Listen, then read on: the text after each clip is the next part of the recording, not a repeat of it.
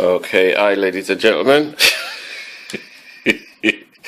Welcome to Tradespeople's Tips. Now, remember my Hoover that I purchased the other day I showed you? And it's about a week now, and I told you the real test was to see how long it lasts with my son. There you go, a week.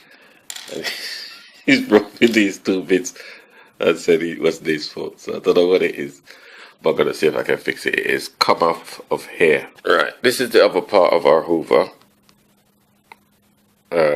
The front bit locks in there. Don't worry about this. So I was just doing another video. But there you go. Disturbed. And I've got to now do this. So, another tip. That's all it is.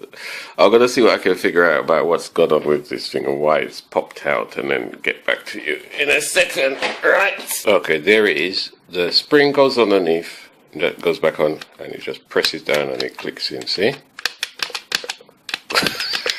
I'm gonna give it back to him again and see what happens. Okay? Good luck. Another one from Tradespeople's Tips later. Right.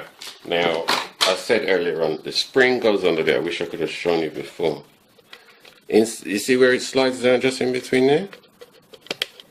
Just down there, yeah?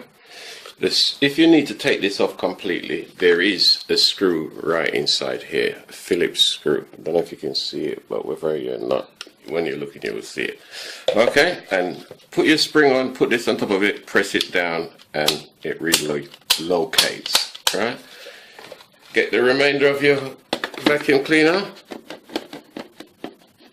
Line it up, twist it. It should fall into place. There you go. As you twist it, see your lock at the top there what we just repaired? That's how it locks. Just flicks up. Alright? Now, as I said, that was a test. It lasted a week with him.